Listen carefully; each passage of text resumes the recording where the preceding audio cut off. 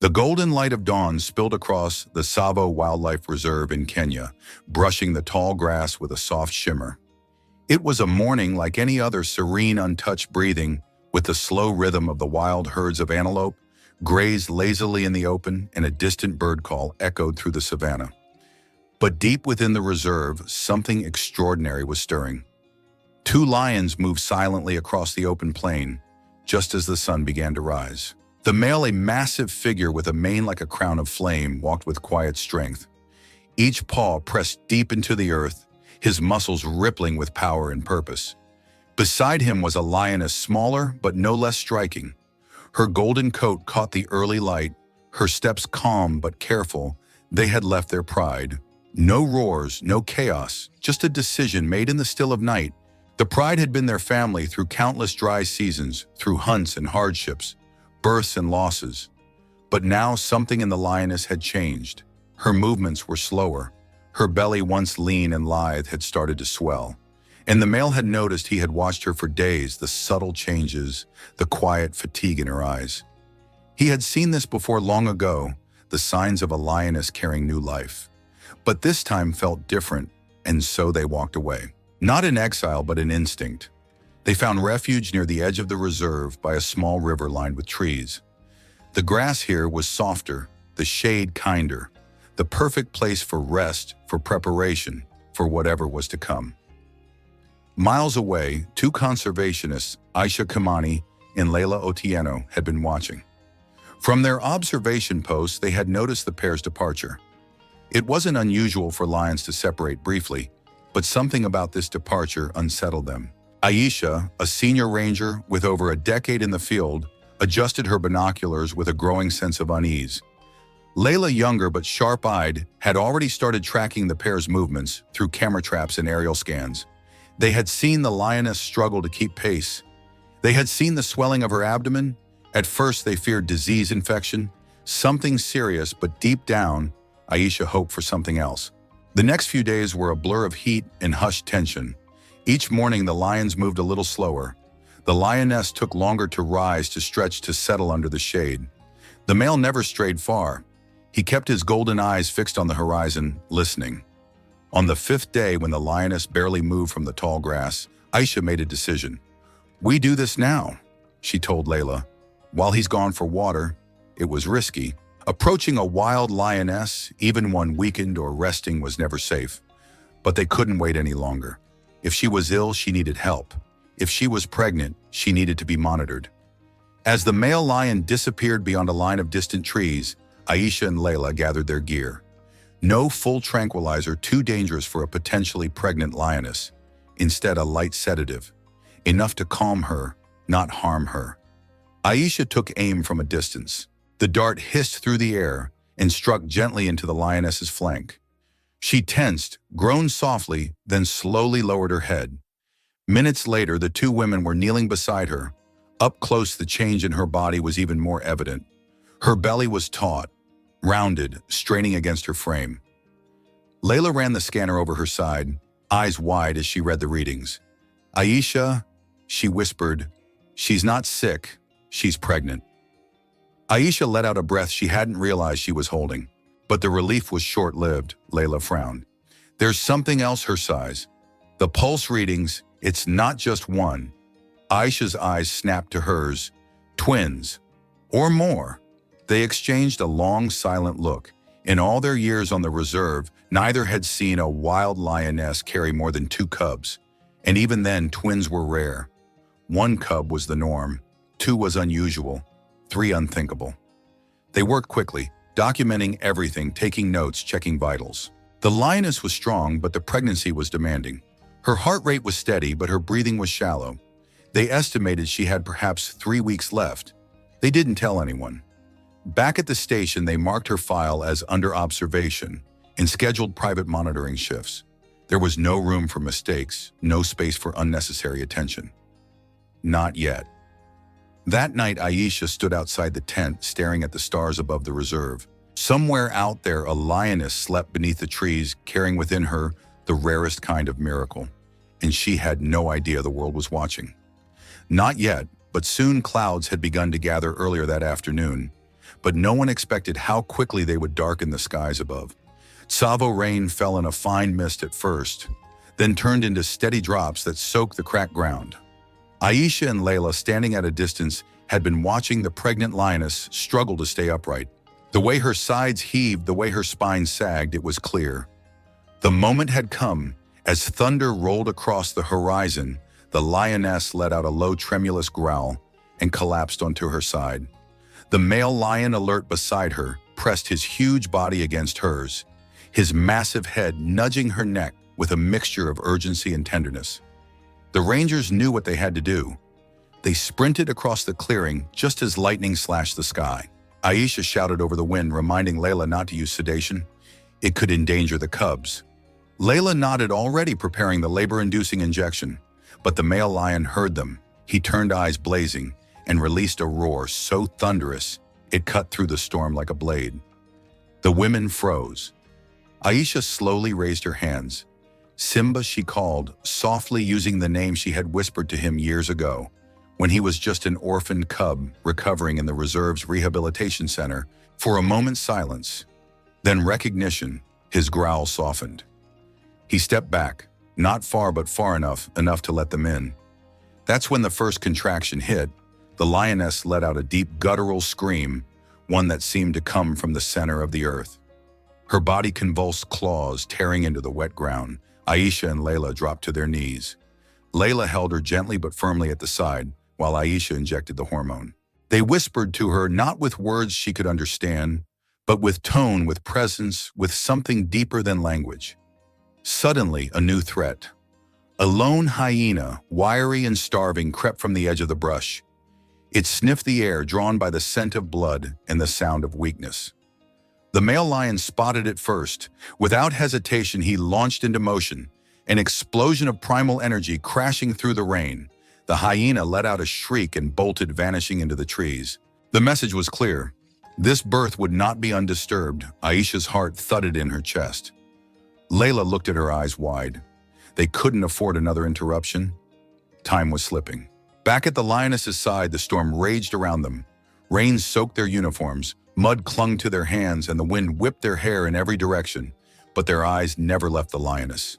She was weakening. Her breathing came in shallow bursts.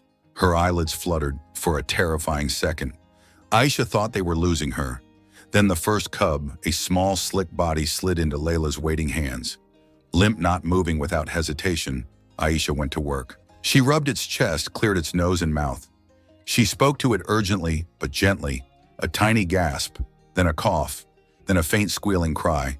It was alive. Leila placed the newborn against the lioness's belly, encouraging it to nuzzle close. But there was no time to celebrate. A second contraction hit. The second cub came out stronger, wiggling, squirming, even letting out a raspy mewl. The lioness managed to lift her head for a second, nudging the cub weakly before falling back with exhaustion. Lightning cracked, thunder roared. Then another contraction. Aisha and Leila locked eyes in disbelief. Another one. Yes, a third, smaller than the others. Wet, still breathing triplets. For a moment, time stopped. Rain hammered the ground. The lioness lay motionless. The cubs whimpered. The whole world seemed to hold its breath. Aisha stripped off her soaked jacket, spreading it over the cubs to shield them. Leila checked for vital signs. All three had faint heartbeats, not strong, but present. The male lion returned panting and mud-covered. He didn't growl this time. He didn't move fast or loud.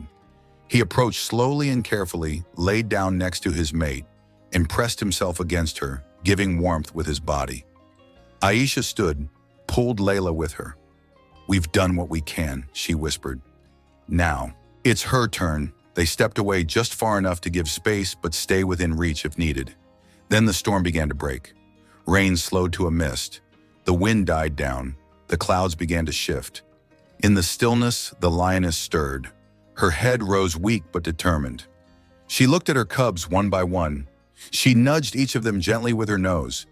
Then, with a strained grunt, she wrapped her large body around them in a protective arc. The miracle was real. 3 lives born from a mother they feared might not survive. 3 cubs against all odds, breathing in the wet grass beneath the Kenyan sky. Aisha turned to Leila. Her voice cracked. We just witnessed something that shouldn't have been possible. Leila couldn't speak. She just nodded, wiping her face, unsure if it was the rain or tears. The male lion looked up at them once, solemn and unafraid. Then he turned his gaze back to his family. Behind them, the last of the storm clouds drifted away, revealing the first break of golden sunlight over Tsavo. The ground still shimmered with rain, but the air now felt warmer, lighter. As the cubs nuzzled closer to their mother's belly, Leila raised her camera with trembling hands and clicked. One frame, one moment, one history-making photograph. The lioness lay curled around her cubs, her body rising and falling in heavy rhythm. The rain had ceased completely now, and golden shafts of light cut through the receding mist. From a distance, Aisha and Leila watched in silence, their breaths slow, their hearts cautiously hopeful. No one spoke. There was only the whisper of wind, the faint rustling of grass, and the soft grunts of 3 newborn cubs, each one miraculously alive. After what felt like an eternity, the lioness shifted. Her tail twitched. She tried to raise her head higher and succeeded. With a quiet groan, she began to stand. Her legs trembled under her own weight, but she found her balance. Slowly, she stepped back, allowing her cubs to stretch their tiny limbs, testing the world they'd entered. The male lion approached again. His pace was slower now, deliberate. He bent low, his massive head nudging each cub. Then he pressed his face into the lioness's mane, a gesture of comfort, of pride, of love. "They're a family," Leila whispered. Aisha nodded too, moved to speak. The cubs began to wobble toward their mother, collapsing every few steps in the soft grass. One rolled sideways into its sibling. The second sneezed and looked bewildered. The third let out a soft squeak that sounded like a purr. It was a symphony of new life, of possibility. The 2 rangers quietly retreated to the edge of the clearing, giving the family space. They documented the moment carefully, photos, notes, and voice recordings, all while remaining almost reverent in their distance. Back at base, news of the triplets began to spread quickly. Aisha and Leila debated whether to go public, but ultimately the need for scientific collaboration outweighed hesitation. The footage and data were sent to their conservation center. By morning, the world would know triplets had been born in the wild and survived. Over the next few days, the family remained near the birthing site. Each sunrise brought stronger movements from the cubs. Their fur began to fluff, their limbs steadier. They nursed regularly, their mother attentive, despite her exhaustion.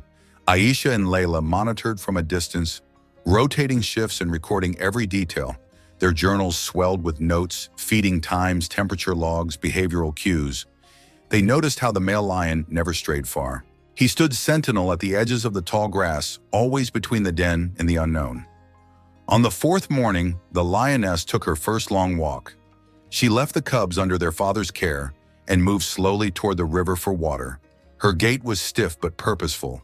The cubs mewed softly as she left, and one even tried to follow before flopping down in defeat. The 5th morning brought the real test, the pride. The larger group, from which the lioness and her mate had separated, finally wandered close enough to detect the scent of change. They appeared from the distant tree line, 6 lions, curious, slow-moving. The male lion stood tall. He didn't charge. He waited. The lioness stepped forward. She growled, not as a threat, but as a statement.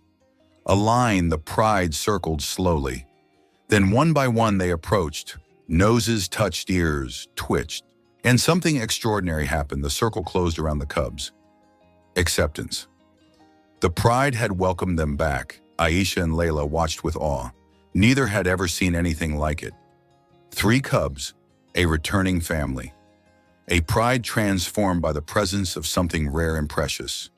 By afternoon, all had settled into a sunlit hollow near the tree line. The cubs played in fits and bursts, climbing on each other, tugging at their mother's tail. The male lion rested nearby, his face serene. The lioness slept with one eye open, her body curled protectively as sunset neared. The rangers gathered their things. Their work was not done, but the worst had passed. Before leaving, they paused one last time to watch the family bathe in the orange light of day's end. The cubs wobbled toward their mother, pressing in close. The male lion lifted his head and let out a low, echoing rumble, less a roar than a lullaby.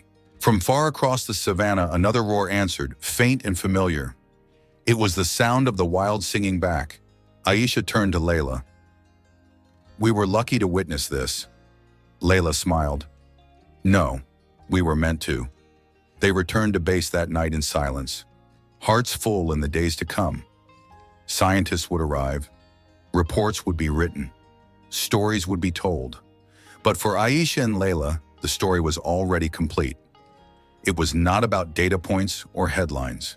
It was about the moment a lioness defied nature's odds, the moment a family was born in the storm, and the moment the earth stood still just long enough for a miracle to breathe.